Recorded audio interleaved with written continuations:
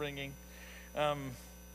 It was actually fun. I really enjoyed it. My wife said it was really good. I think she just likes to hear somebody else talk other than me, which I do too. But I hope it was a blessing to you. We did Micah 5 2 weeks ago, and we're getting near the end. You can sometimes even tell by just looking around the room, and the numbers get thinner and thinner all the time. But I am glad that you're here, and if there was just a few of you, we would be doing this study together. We are going to be a little bit behind the curve. Jill, how many more weeks do we have? Is it just one, or is it two? I can't even see how many fingers you use. We end on the 17th, so 3 more weeks? Oh, I'm fine.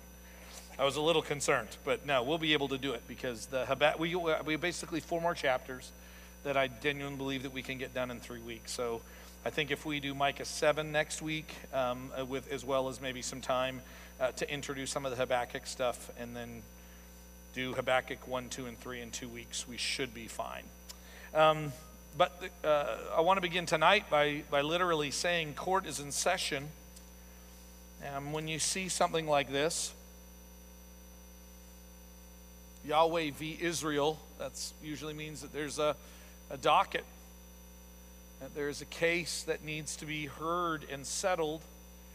And this is a little bit of what's happening in Micah 6, is that there is, and I want to play this out because this really begins to help shape some very important theological issues and conversations that people should have but maybe don't have in relation to them and God.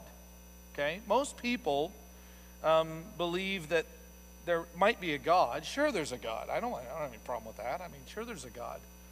And are you that God? No, I'm not that God. I'm just I'm a human, right? I'm a man. I'm a woman. I'm a whatever. So what kind of obligation do you have to God? What do you mean? What kind of obligation do I have to God? If I were to say to you, what kind of obligation do you have to Justin Trudeau, the Prime Minister of Canada? What kind of obligation do you feel like you have with him? How many of you go, like, none? I think the guy's a bit of a flake, right? With all due respect, Mr. Trudeau, but you have an opinion about him. So I mean, I don't get it. I don't understand. Sure, he's a person out there.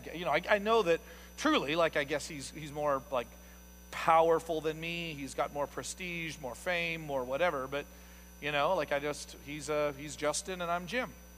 Don't quite understand what you mean by that. Is that how you view God? Now, hopefully as a Christian you don't. But I want you to even think in terms of, say, like the unbelieving world. Do you understand how the unbelieving world, especially the unbelieving world that doesn't have a relationship with God, just see God as a being that exists in the universe, and I don't understand the problem. I don't understand the dilemma. For example, if you were to just say to somebody who's not even trying to follow God, you are by your nature an object of God's wrath because of your rebellion against him.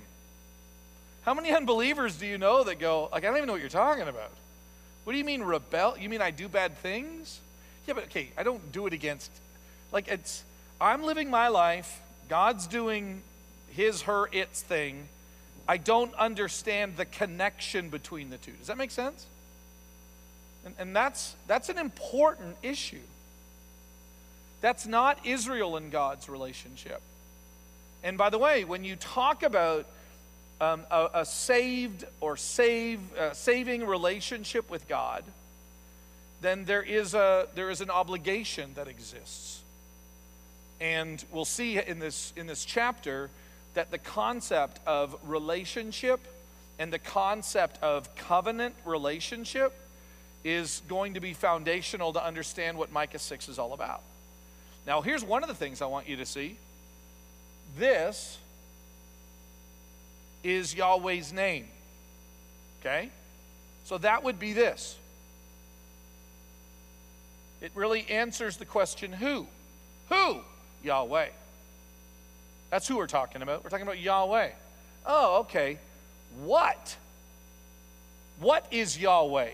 And Yahweh is God. So it's important to get a sense that Yahweh, and by the way, when you see this in the Bible, Yahweh is found, you can even look at it in our text, Lord, all in capitals. That is when you know you see this name, and you got to be careful. You got to be careful drawing too much, but truly, scholars like to point out that when the name is used, it's not just, oh yeah, I'm trying to find different ways to say the same thing. So sometimes I use his name and sometimes I don't. There's more going on here. When it says Yahweh God, the Lord God, that statement, Lord God, what the Lord aspect, Yahweh God, what it's trying to underline is the covenant relationship that exists. It's Jim the husband to Andrea. Jim the husband. And that's important to recognize. So when it's talking about the Lord God, Yahweh God, the concept of using the proper name for Yahweh, who he reveals his name, what is actually ultimately happening there is they are drawing attention back into the covenant relationship that Israel made with Yahweh, and we got to keep going back to that, okay? And that's going to be a big deal here, because there can be no court case if there's no contract or agreement. Understood? If there's no contract or agreement, well, then we don't need a court case. Is there an obligation? And is there an obligation? And the answer is yes. There is an obligation and an obligation. There is an obligation from Yahweh to Israel, and there is an obligation from Israel to Yahweh. Now, by the way, that doesn't mean that they are equal parties in this, and that's going to be important to remember. And I love how chapter 6 even begins, because chapter 6 calls upon some really profound witnesses to come up and to testify, okay? So think about the concept of a courtroom idea, and who's going to come and bring testimony? Now, this is really important, because in Israel's history, since the agreement or the relationship is not this two equal parties who are coming together. When Jim and Andrea decided to get married, we were literally like two equal parties that came together.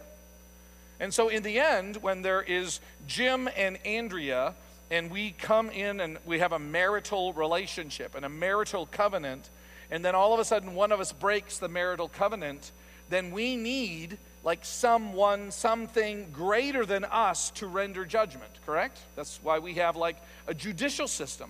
And the judge walks in, and the judge sits over us. And the judge right? The judge knows the law, acts impartially, and then the judge renders judgment, and Jim and Andrea have to do what the judge says. Make sense? This is what's interesting. In this court hearing,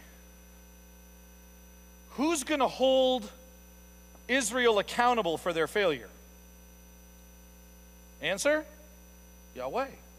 This is where the covenant relationship between Yahweh and Israel is just, to me, I just love to reflect on it. I love to reflect on the difference between my relationship with God and my relationship with everyone else. It is so different. So God will hold Israel responsible, and you maybe have heard me say this. I love this idea. Who holds Yahweh responsible?